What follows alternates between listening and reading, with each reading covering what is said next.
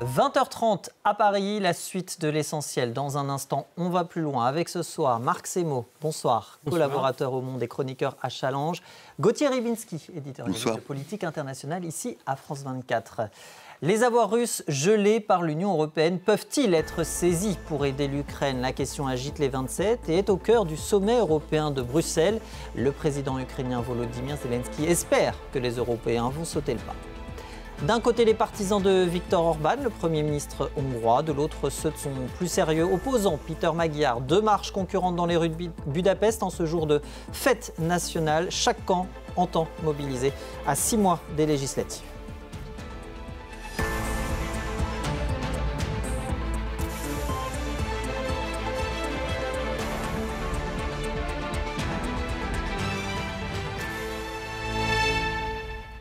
Financer le coût de la guerre en Ukraine à l'aide des avoirs russes gelés, c'est le sujet qui occupe le sommet européen de Bruxelles ce jeudi et divise les 27. Au total, quelques 140 milliards d'euros, particulièrement réticente la Belgique, où se trouve l'essentiel de ses actifs. Le président ukrainien Volodymyr Zelensky espère toutefois que l'UE va franchir le pas. Jean Barrère. Ce sont des milliards de dollars d'actifs russes gelés par l'Occident qui sommeillent. Seuls les intérêts qu'ils génèrent sont pour l'heure utilisés. Volodymyr Zelensky voudrait que ces avoirs reviennent à l'Ukraine. La Russie a apporté la guerre sur notre terre et elle doit payer pour ça. En ce moment, il y a une réunion entre dirigeants européens et j'espère qu'ils prendront une décision politique, une décision positive, d'une manière ou d'une autre, pour aider l'Ukraine avec ces fonds provenant d'avoirs russes.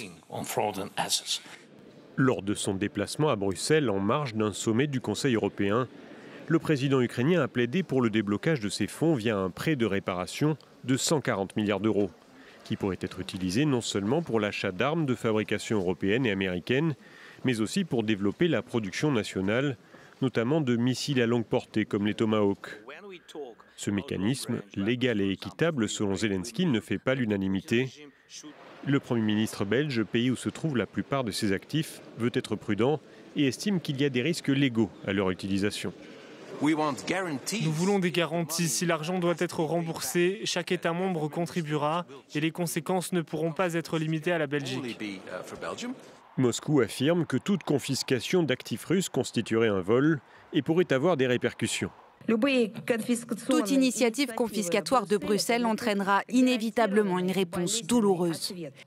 Les Européens ont aussi adopté un nouveau train de sanctions contre la Russie, le 19e.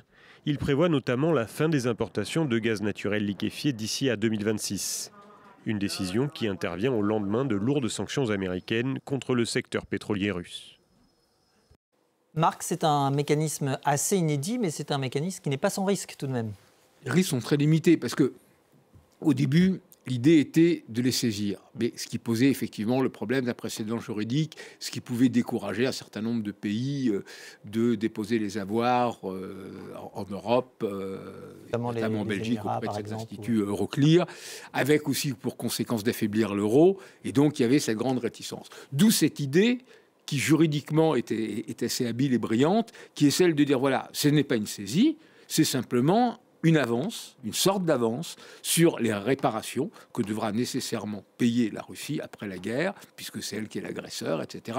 Et plutôt que d'attendre 10 ans que la justice internationale tranche en la matière, et bien voilà, on prend cet argent, ça garantit l'argent qu'on va donner aux Ukrainiens. Alors il y en a 200 milliards en Europe, là c'est 140 milliards qui sont les avoirs de la Banque d'État, qui vont être divisés en 3 tranches, qu'on donne à l'Ukraine, qui lui permet effectivement d'acheter des armes, d'acheter aux Européens comme aux Américains, de développer sa propre industrie d'armement.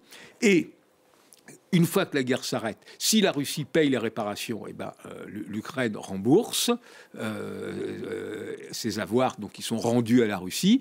Si la Russie se refuse à payer les réparations, eh ben, voilà, ces avoirs resteront saisis. Ça sera voilà, le montant des réparations sur lesquelles on aura mis la main. Donc, juridiquement, c'est beaucoup plus habile. Le seul pays qui s'y oppose, c'est la Hongrie de Viktor Orban, on en reparlera tout à l'heure, mais même la Belgique, qui est évidemment la plus prudente, puisque c'est elle qui héberge Euroclear sur son sol et qui risque de subir en premier chef les représailles de la Russie, mais même petit à petit la Belgique, avec ce nouveau mécanisme, a l'air de s'être laissé convaincre. Gauthier, on est à presque 4 ans de guerre en Ukraine. Ce mécanisme, il est devenu indispensable pour Kiev, pour l'Union européenne? Il est effectivement brillant pour une raison simple, c'est qu'il a un côté très franchement moral. C'est-à-dire que s'il n'y avait pas ce mécanisme, on pourrait se dire, bon, il y a une contradiction, effectivement, on réclame le droit pour le droit international, le droit à l'inviolabilité des frontières, le droit à ne pas crever en Ukraine par les bombes russes. Et d'un autre côté, on dirait, ah oui, mais alors l'argent, on peut le percevoir. Non, le mécanisme est brillant en ce sens-là. C'est-à-dire qu'il permet de tourner la chose, de contourner la chose, mais avec une priorité. Terrible, cette priorité. C'est que si vous mettez les deux à côté, quand on doit sauver le capital, et combien de centaines de milliers de morts ukrainiennes et russes. Souvenez-vous, les petits soldats russes aux bottes en plastique qui appellent maman en disant « il n'y a pas de nazis à Kiev ». Il faut les sauver, ceux-là aussi. Et là, il n'y a pas de discussion possible. Alors que les Européens aient trouvé ce biais, c'est intéressant parce qu'on en reparlera effectivement tout à l'heure. Orban, ça peut le faire réfléchir parce qu'on sait que dans certaines négociations, Orban a parfois lâché son morceau pour dire bah, si moi aussi je peux en croquer un peu, je le ferai.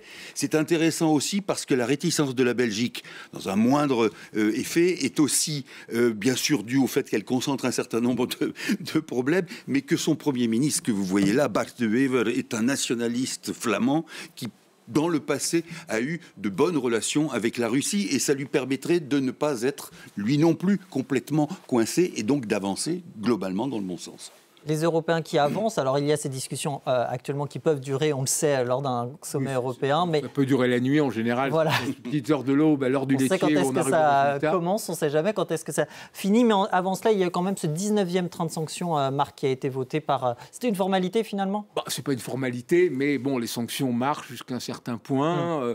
Elles sont en grande partie contournées. Elles ont malgré tout un effet. On voit que l'économie russe, à part l'économie de guerre, mais ce qui n'est pas rien, c'est quand même aujourd'hui en Russie, 40% du budget de l'État passe directement ou indirectement à l'économie de guerre. Le reste de l'économie russe commence quand même à montrer de sérieux signes de fatigue. Et donc, quelque part, ça devient une évidence, même pour Poutine, que l'OTAN ne joue pas nécessairement pour lui. Et ça, c'est important. En même temps, il devient un paquet de sanctions. Voilà, c'est un nouveau paquet de sanctions. De ce point de vue-là, les sanctions qu'a finalement décidé Donald Trump, c'est-à-dire sur de blocage de toutes les opérations à l'export des deux principales compagnies Rosneft d'État et Lukoil privé, on va l'écouter qui n'auront plus le droit notamment d'utiliser le dollar, etc., a un effet beaucoup plus rapide, beaucoup plus précis, beaucoup plus dévastateur, parce que malgré tout, c'était à L2 entre 50 et 55% des exportations russes d'hydrocarbures. Alors on va justement écouter à ce sujet le président des États-Unis, c'était hier soir. Si je suis honnête, la seule chose que je peux dire, c'est qu'à chaque fois que je parle avec Vladimir, j'ai des conversations intéressantes, mais elles ne mènent nulle part. Nous avons annulé la rencontre de Budapest avec le président Poutine. Je ne le sentais pas, je n'avais pas l'impression que nous allions atteindre notre objectif. J'ai donc annulé, mais nous le ferons à l'avenir. Alors, confiant, quoique, on le sent un petit peu une demi-mesure de la part du président des États-Unis, mais vous le disiez, ces sanctions, c'est finalement Donald Trump qui passe à la vitesse supérieure, ça y est. C'est la première fois qu'il prend des sanctions concrètes, Joe Biden, l'administration Biden avant en avait pris, contre la Russie, donc c'est symboliquement important. Il a renoncé à livrer les Tomahawks à l'Ukraine, comme lui demandait Volodymyr Zelensky, en partie pour de bonnes raisons. Voilà, il avait d'abord la crainte de l'escalade, mais c'est surtout le fait que les Tomahawks sont extrêmement complexes à utiliser, nécessitent du temps pour former les gens, ne peuvent être tirés que sinon par un certain nombre d'avions que seuls possèdent les Américains. Donc ça posait d'énormes problèmes de fait d'un engagement plus direct des États-Unis. C'est pour ça que Washington ne veut pas franchir ce cap-là. Voilà. En revanche, les Ukrainiens vont continuer à développer leur propre programme de missiles. Ils ont actuellement le Flamingo, qui a une portée quasiment équivalente. On est toujours au-dessus de 1000 km et proche des 2000. Bon, voilà. Voilà. Donc il fallait pour Trump marquer le coup, et il l'a fait avec ses sanctions contre les deux géants pétroliers russes. Ça peut avoir un impact réel sur la Russie, sur l'économie russe, que ça vienne notamment des États-Unis? Oui, parce que d'abord, interdire à ces sociétés d'utiliser le dollar, c'est quand même, ça les paralyse réellement. Ça bloque donc le commerce, l'exportation des hydrocarbures, en plus oblige la Russie à baisser les prix. C'est quand même toute une partie du budget de l'État qui est déjà à l'accord de 40% est bouffé par tout ce qui est lié plus ou moins à la défense, le budget de l'État va devenir de plus en plus difficile. Gauthier, on entend un Donald Trump qui dit à chaque fois que je parle avec Vladimir Poutine, c'est intéressant, mais finalement ça n'aboutit à rien. Qu'est-ce qu'il faut comprendre de cela? Que Donald Trump a été naïf de penser que le président russe pouvait l'entendre, l'écouter? D'abord, il est patient finalement, Donald Trump, parce que si vous et moi, nous avons des conversations avec quelqu'un dont on dit ça ne mène à rien, en général, on les abrège rapidement. Là, ce qui est intéressant, encore une fois, mais avec un appendice qui est un peu plus compliqué, c'est que dans ce que disait Marc, la complexité du maniement du Tomahawk fait qu'on a recours donc à d'autres sanctions financières, mais qui, pour la première fois, c'est ça qui est important, donnent l'impression, je dis bien l'impression, on verra, non pas que l'Ukraine puisse gagner la guerre, mais qu'elle soit en position militaire d'aborder d'éventuelles négociations avec une meilleure santé, peut-être un léger ascendant, si vous voyez, si ces négociations ont lieu, par exemple, au moment où il y a un reflux de certaines troupes russes, ça peut être totalement autre chose. Et c'est ça qui est important. Maintenant, quelle est la fiabilité de Trump ? Dans ce cas-là, on voit bien qu'effectivement, il y a la question, et ça c'est censé, la question des Tomahawks, mais la suite, qu'est-ce que c'est Trump ? C'est ça, c'est ce qu'il dit. Il dit, bon, j'ai des négociations, j'ai des conversations intéressantes, mais le jour où ça ne m'intéresse pas, j'envoie tout balader. Et souvenez-vous aussi de ce qu'avait déclaré J.D. Vance, le vice-président américain, qui avait dit, c'était d'un infantilisme désarmant. Si les choses deviennent trop compliquées, nous, on va voir ailleurs. Ben oui, elles sont compliquées. Donc on n'est jamais complètement à l'abri de cette espèce de désertion courage Fillon américaine, en même temps avec dans un mouvement de balancier l'idée que Donald Trump ne pourra pas accepter d'être trop ouvertement berné et roulé dans la farine par Vladimir Poutine, qui lui ne change pas. Et dernière question qui découle de ce qu'a dit tout à l'heure, dernière réflexion qui découle de ce qu'a dit Marc tout à l'heure, c'est vrai que l'économie russe, sa partie, disons, civile, on va dire, subit de graves atteintes, mais est-ce que Vladimir Poutine en a cure? Et ça, je ne sais pas, je n'ai pas la réponse à cette question. Mais dans une dérive de type totalitaire, il se peut que Vladimir Poutine n'en ait cure. Marc ? Oui, alors là-dessus, on ne sait pas exactement, les sondages sont quand même plutôt sujets à caution à propos de la Russie. Mais ce qui est sûr, c'est que de plus en plus maintenant, la population russe commence à subir les conséquences de la guerre, ce qui n'était pas le cas pendant longtemps. D'abord au niveau de l'essence, tout le monde... on décrit les queues devant les stations à essence parce que c'est une guerre de l'énergie aussi que mènent la Russie et l'Ukraine. Les Russes détruisent tous les réseaux électriques pour obliger les Ukrainiens à passer l'hiver dans le froid.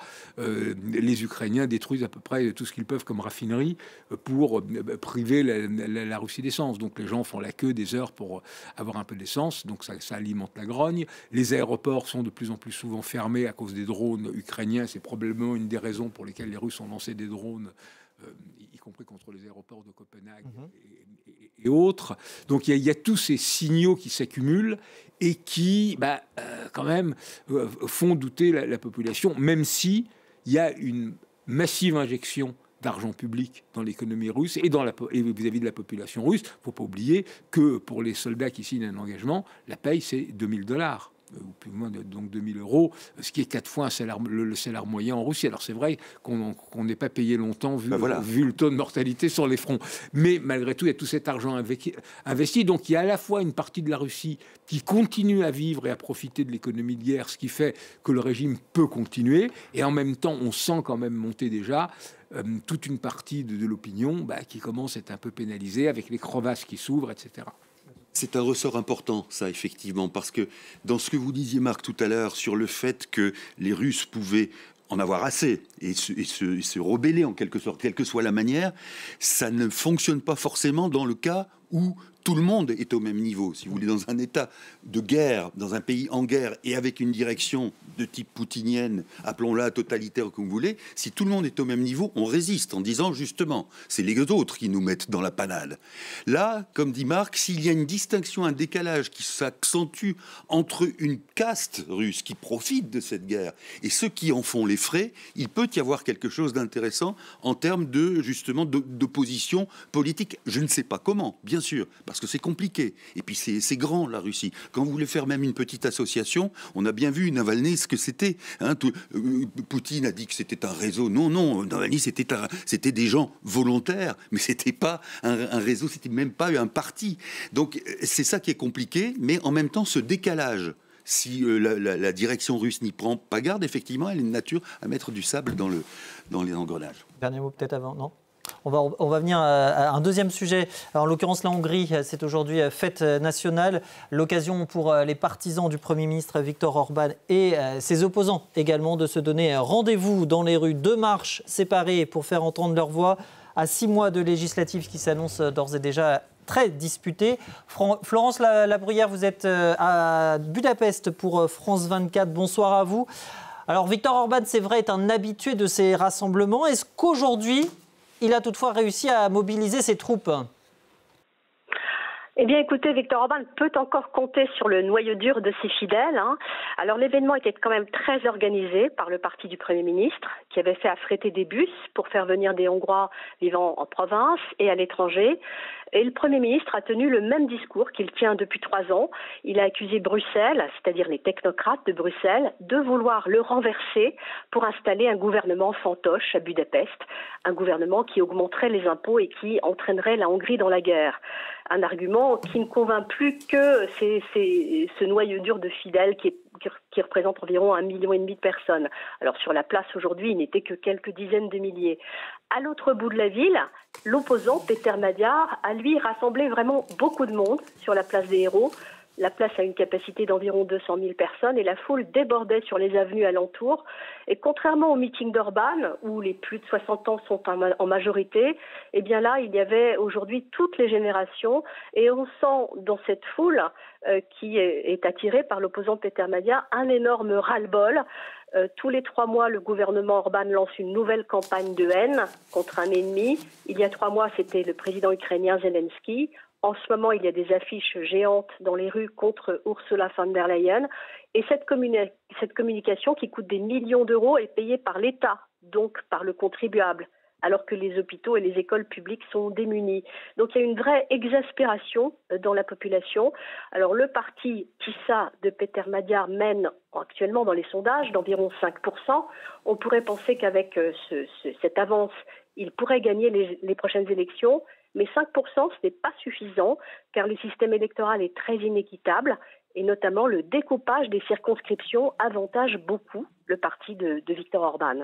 Merci beaucoup Florence Labruyère depuis Budapest pour France 24. Marc, 15 ans, si je ne me trompe pas, que Viktor Orban c'est le doyen des dirigeants européens. Et on a aussi ce passage de 98 à 2002, mine de rien. Si on regarde les intentions de vote qu'évoquait Florence avant les législatives, est-ce que Orban est vraiment en danger? 33% pour le Fidesz, 26% pour le TISA. C'est une enquête Publicus qui est parue du 3. Enfin, les sondages ont été réalisés du 3 au 10 octobre. C'est la première fois que l'opposition est aussi forte, elle est devant. Péter Magyar, d'une certaine façon, coche toutes les cases. C'est un ancien du Fidesz, du parti d'Orban. Oui, c'est un ancien allié d'Orban. Oui. Voilà, c'est un ancien allié d'Orban, donc il sait parler aux électeurs d'Orban. Il a parcouru tout le pays pour mobiliser cet électorat. Donc voilà, il y a un risque réel. Ensuite, c'est compliqué, parce que Orban correspond à quelque chose de très profond en Hongrie. Ce n'est pas non plus un hasard qu'il est au pouvoir depuis 15 ans, au-delà de ces manipulations autoritaristes, au-delà de cette démocratie illibérale dont il s'est fait le chantre. Orban joue sur une chose qui est la peur de la guerre. On en parlait dans le sujet. C'est-à-dire, à la différence des Polonais ou des États baltes, qui sont convaincus que la menace russe est là, qu'il faudra se battre, etc., les Hongrois, comme les Slovaques, comme les Bulgares, son idée, la menace russe est là, il faut composer. C'était quand même la Hongrie, après la révolte héroïque de 1956 écrasée dans le sang, il y a eu János Kádár, ce qu'on appelait le socialisme du goulash. On ne fait plus rien, on est tranquille, on est la baraque la plus gaie du camp socialiste. Et donc, Orban, qui en plus à l'origine est un dissident. C'était quand il était tout jeune en politique, il était grimpé sur un char c'était juste après l'effondrement du mur, pour demander le départ des derniers soldats soviétiques de Hongrie. Donc, il est devenu toujours plus réactionnaire, toujours plus conservateur, etc. Mais il sait saisir cette humeur, et donc il joue de ses peurs sur le fait que s'il n'est plus là, et ben voilà, la Hongrie sera happée, parce que la Hongrie est limitrophe de l'Ukraine, mais il n'y a pas d'armes qui passent par la Hongrie. En même temps, je reviendrai juste là-dessus, Orban est plus compliqué. C'est pas que à cheval de Troie de la Russie, parce que les sanctions, il n'a jamais mis son veto. Il allait aux toilettes au moment du vote, ou il n'était pas à Bruxelles, etc. Mais il n'a jamais bloqué la machine. Surtout si, en échange du fait qu'il ne la bloquait pas, il touchait des subventions. Voilà. Vous disiez tout à l'heure, Gauthier, on appelle un intérêt bien composé, un win-win solution pour tout le monde. Mais voilà, donc c'est pour ça que c'est un phénomène complexe. Il est pragmatique. Et donc, 6 mois, c'est long, il peut se passer beaucoup de choses en 6 mois. Précisément, Gauthier, c'est sur cette peur que Viktor Orban capitalise pour essayer de gagner, là où son adversaire, Peter Magyar, fait campagne essentiellement contre la corruption. Est-ce que ça peut suffire ? Alors, là où il a une chance, Peter Magyar, c'est qu'il arrive parfaitement à incarner à la fois cette sécurité que Orban a incarnée souvent, tout en étant... pour le changement, si vous voulez qu'on reprenne l'image de tout à l'heure, c'est quelque chose qui permet de changer Orban tout en restant dans l'archipel du goulash. Bon. C'est-à-dire que le bonhomme Magyar n'est pas forcément quelqu'un auquel on peut confier sa chemise sans réticence. Simplement, je crois que les Hongrois sont arrivés à un point où le système Orban, pas forcément ce qu'il veut dire, le système Orban, mais son existence est devenue insupportable. Pour ce que disait Florent Bria tout à l'heure, à propos de l'éducation, des hôpitaux, etc. Et que là, il y a une sorte de relève qui s'annonce avec finalement pas mal d'ambiguïté. Et toujours en rapport, et c'est ça qui est intéressant aussi, c'est de souligner l'histoire et la manière dont les différents peuples ont perçu cette histoire. C'est vrai que la révolte de 1956 en Hongrie, c'est quelque chose dont on aurait pu penser que les Hongrois ne l'oublieraient jamais dans leur rapport avec le grand frère. Et aujourd'hui, on commence à peine à voir des slogans qui consistent à dire Ruski Kroza, c'est-à-dire les Russes rentrent à la maison. C'est assez nouveau par rapport à ce qu'a été la Hongrie d'Orban, alors qu'effectivement d'autres pays comme la Pologne, c'est d'ailleurs assez comique ce que vous disiez tout à l'heure à propos du baraquement le plus joyeux du camp de concentration soviétique. Pendant longtemps, ce sont les Polonais qui ont dit « nous sommes le baraquement le plus joyeux du camp de concentration soviétique », alors que chacun, finalement, aurait pu dire autant de sa propre maison. Mais encore une fois, le renouvellement, il est peut-être, alors, au niveau des institutions européennes, et puis la pratique qu'avait adoptée Orban, qui consistait à aller aux toilettes au moment des votes, on va l'appeler pudiquement comme ça, il n'est pas impossible qu'un Magyar qui aurait gagné la reprenne à son compte. C'est une montée en puissance, là, à laquelle on assiste de l'opposition avec ces manifestations qui ont rassemblé, où finalement, il n'y a pas assez de place pour accueillir les supporters. Mais dans ce genre de situation, l'opposition est toujours celle qui se mobilise le plus, qui occupe la rue. Ce sont les jeunes, ils sont beaucoup plus disponibles. Les partisans que l'on fait venir des campagnes sont en général âgés, c'est des sexagénaires, voire plus, ils viennent en autobus, il y a moins de monde, mais au moment du vote, c'est parfois plus compliqué, parce qu'il y a toute une majorité silencieuse dans ce genre de situation qui ne va pas nécessairement dans la rue pour manifester pour l'autocrate au pouvoir, mais qui, au moment de mettre le bulletin dans l'urne, vote avec la trouille, c'est-à-dire avec Orban, on sait où on va. Parce que cette réalité de la guerre aux portes de l'Europe, elle est très perceptible dans plein de pays où le même mécanisme joue. En Géorgie, par exemple, où le parti pro-russe au pouvoir a joué de ça pour gagner, en disant, en affichant des photos de ce qui se passe en Ukraine. Donc, ce sont quand même des peurs très profondes. Donc, ça dépend aussi d'un peu ce qui va se passer. Et si effectivement il y avait eu un sommet de Budapest, ou s'il y a ou s'il y aura un sommet de Budapest, c'est quand même une consécration pour Viktor Orban. Alors c'est techniquement difficile pour l'avion de Poutine d'arriver jusqu'en Hongrie. Il y a beaucoup de problèmes qui se posent. Mais en même temps, voilà, il est au centre du jeu, il accueille les deux grands, et lui, il n'a cessé de répéter, grâce à nous, Budapest, la Hongrie est un îlot de paix au milieu d'une Europe où montent les tourmentes. Gauthier, vous vouliez réagir à ce Oui, non, c'est complété. N'oublions pas une chose, je ne suis pas sûr que vous soyez d'accord avec moi, mais n'oublions pas une chose, c'est que le jour du scrutin, en Hongrie, comme ça l'est, mais très très fréquemment en Russie, pour des gens qui vivent un peu reclus, avec des retraites pas très faciles, dans des endroits un peu tristounés, c'est un jour de fête.